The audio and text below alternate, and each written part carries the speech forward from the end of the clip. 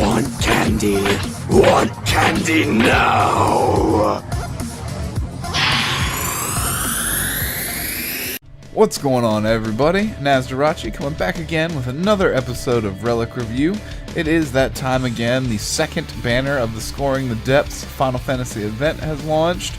We got some love for Exdeath as well as a pretty good USB for Lenna. So we're going to check out the Relic banner, but first, real quick, we do have maintenance announced on June 8th. That is 6/8 coming up here in about 4 days or so. Now, what we are anticipating is this is going to be the beginning of the lead-in to Extremefest. So we are expecting 3 separate lead-in banners, one for Imperils, one for Curaga Medicas, and as well a BSB-oriented lead-in banner. Then there should be as well a 5 Mithril guaranteed single pull for an OSB. So with all that being said, the hype is building. There should be a Final Fantasy VII banner releasing, as that's got the Cloud USB on it, as well as Sephiroth BSB 2.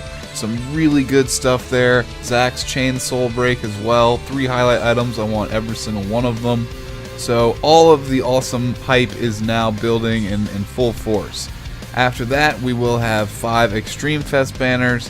The highlight items should stay the same as the Japanese counterparts, but most of the other items, and really everything, is subject to change. Nothing has actually been concretely announced, so hopefully we get a good idea of all this stuff coming here soon. Start stockpiling if you haven't already. Last minute, just save everything you got.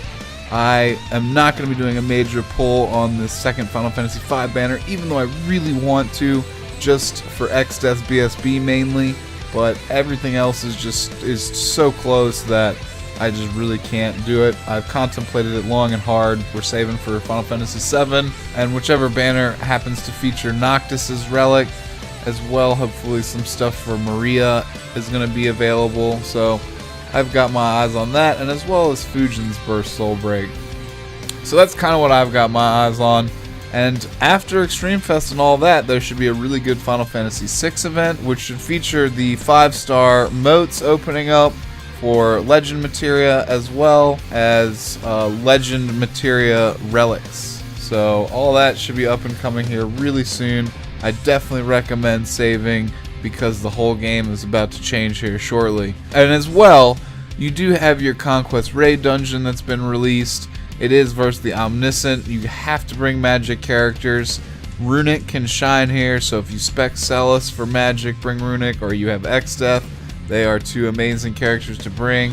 Beyond that, just expect a ton of magic damage. Plan around it, and maybe you can get through it with some ease, but it might be a pretty tough fight.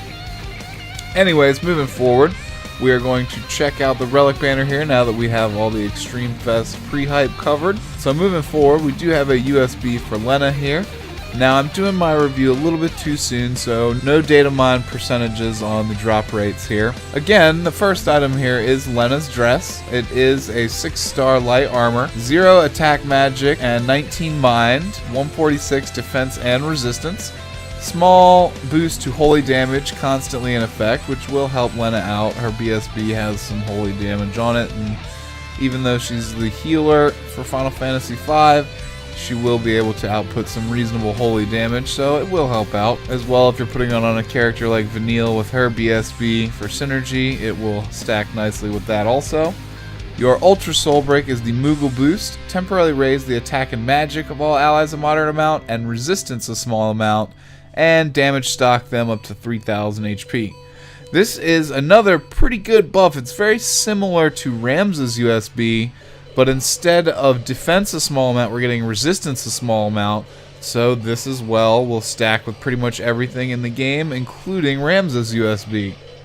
They should trigger as different IDs because of that last third little small boost stat that's keyed on here as well. And you get the damage stock also, so you can kind of use this as an emergency heal, and you get your boost. Unfortunately, no Hastega for the team, so you will have to find that elsewhere. But it is a really good, very stackable USB buff here, and I honestly need white magic relics for Final Fantasy V, so it would be a reasonable pull for me. Next up, we have the Demon's Rod. This is the relic that I really want off this banner. I love Exdeath. aka Exodus, mistranslation there. It's good old Final Fantasy fun facts. And anyways, he's already leveled. I would love this BSB. It's not a top tier BSB, but it does have a built-in Memento Mori that's going to boost his damage, similar to a bargain, but you do have the risks of being doomed, so you got to plan around that for longer fights. 55 attack, 132 magic, 66 mind. Small boost to dark damage definitely helps out Exdeath or any other dark mages who use this for synergy. Your burst soul break and Neo Black Hole, really cool move that he has in his boss fight at the end of Final Fantasy V. 6 magic dark and non-elemental attacks to all targets, temporarily lower their resistance to dark, and grant haste burst mode to the user. It has the resistance break for dark that will help out his mechanics here, and unfortunately it will do less damage because it is AoE, but that will make sure that anyone you are fighting gets broken. So some trade-offs there, pros and cons. Now your burst ability is Black Ray, 4 magic dark non-elemental attacks to one target, deals more damage if the user has Doom.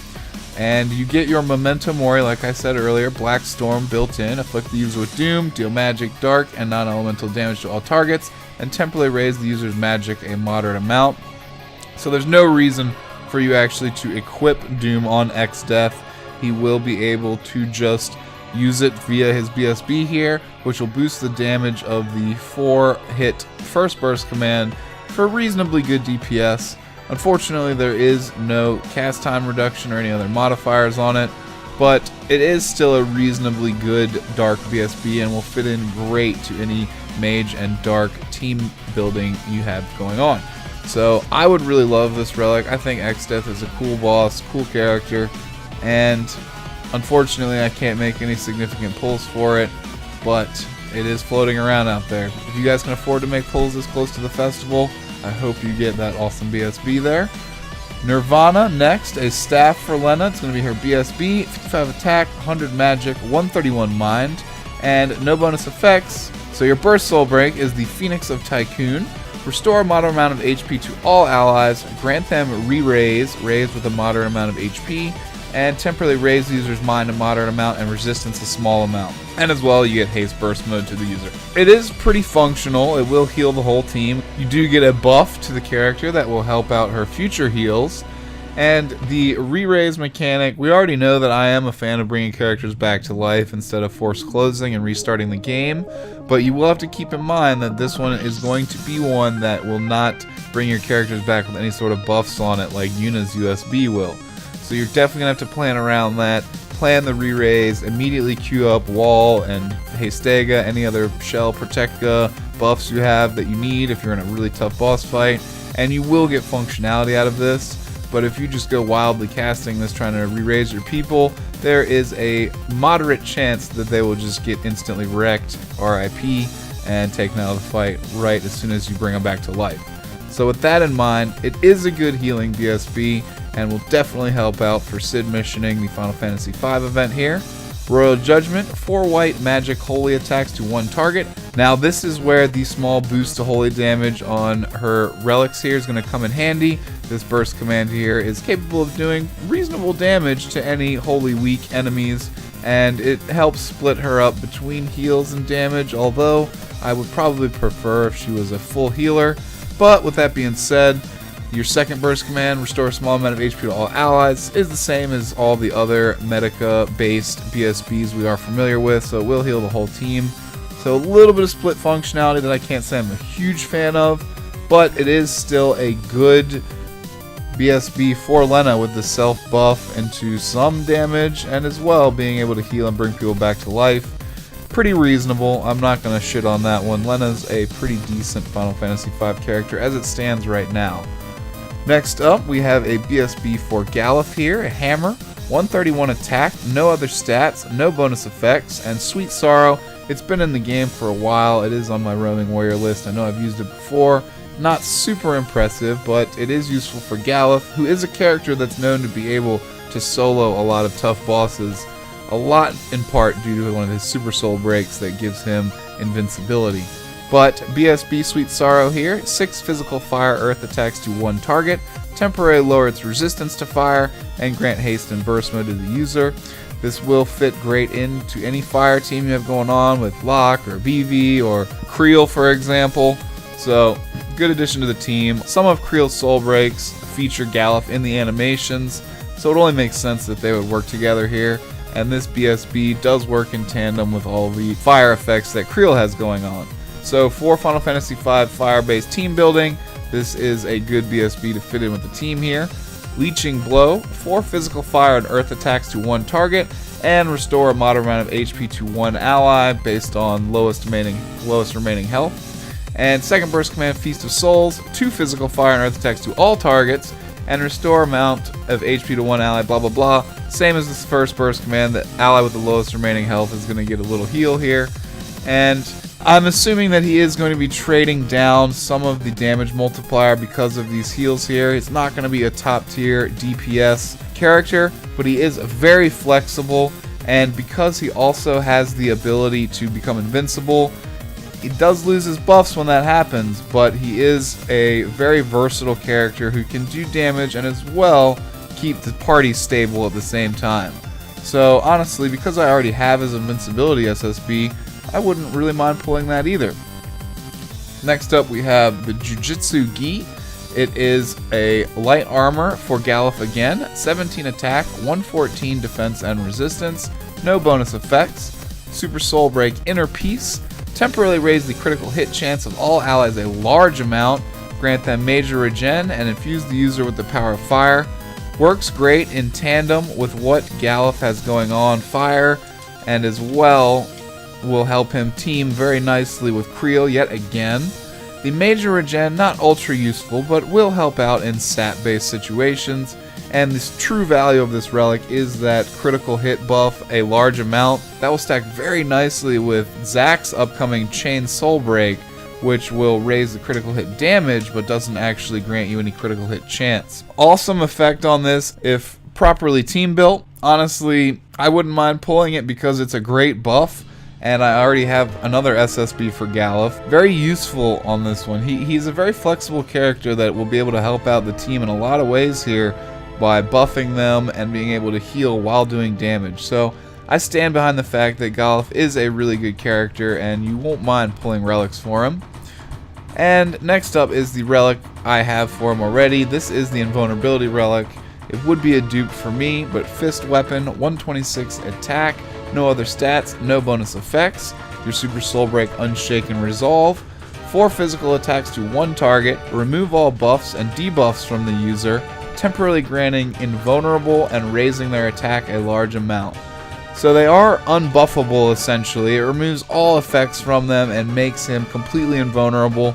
This effect is very interesting. I don't think that there are any other invulnerability moves in the game that I know of, and it does allow this character to be one of the very few that can solo high-level bosses.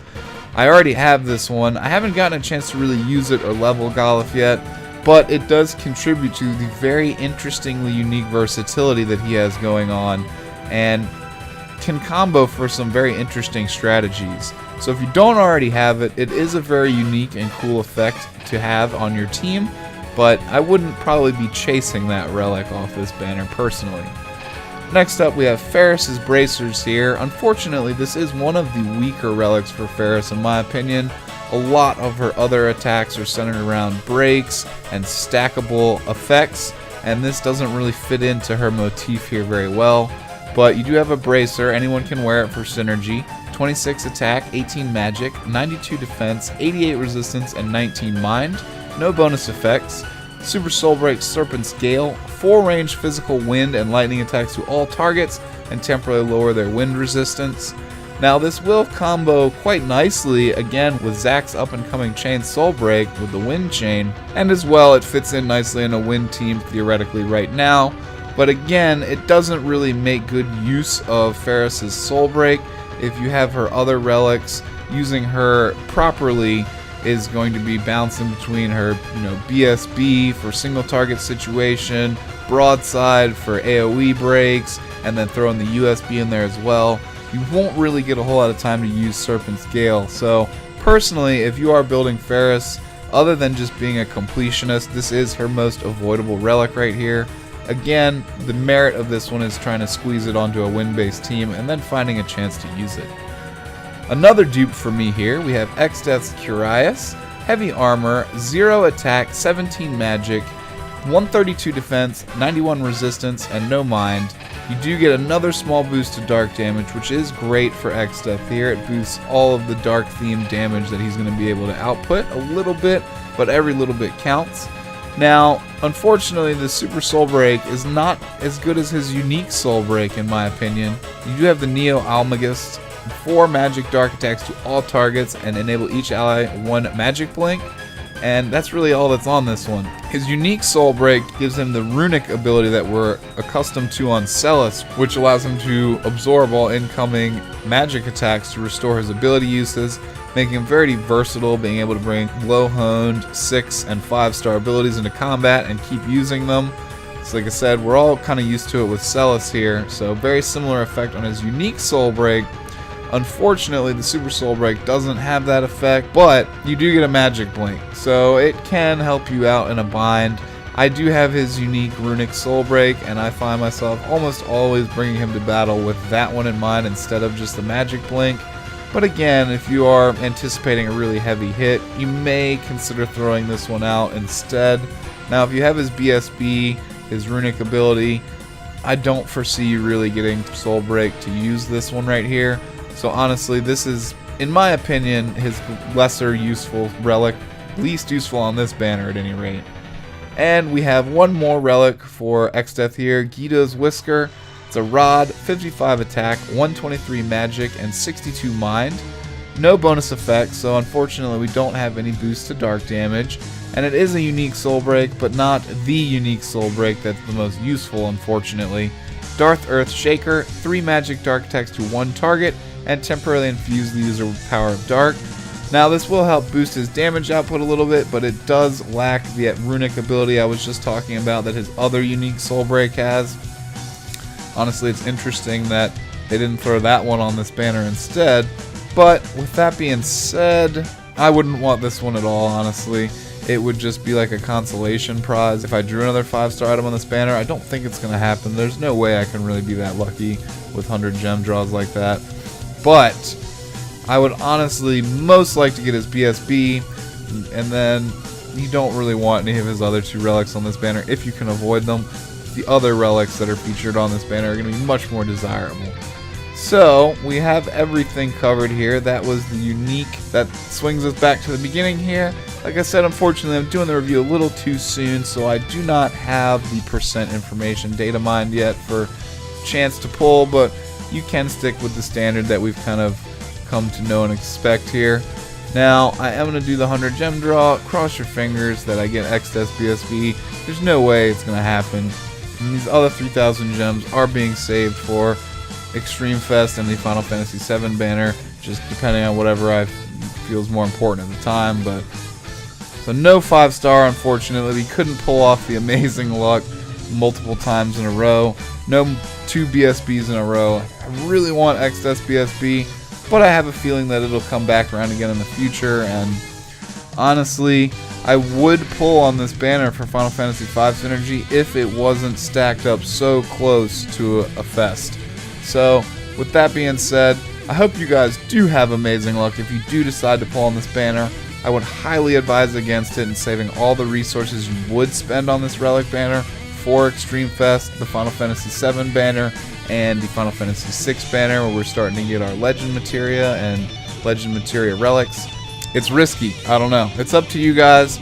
I'm not going to pull right now, so I hope you enjoyed this episode of Relic Review. I should be live streaming all of the Ultimate Dungeons here tomorrow or the next day. And as always, throw a like on the video, subscribe to the channel, and join the family if you haven't already. I love to see new faces and fresh comments in the comment section.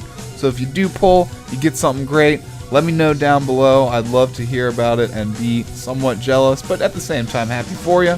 And until next time, which is the live stream, this is Nazdarachi. I will catch you later. Peace out, you guys. Good luck to you. Good stuff coming. Good stuff coming.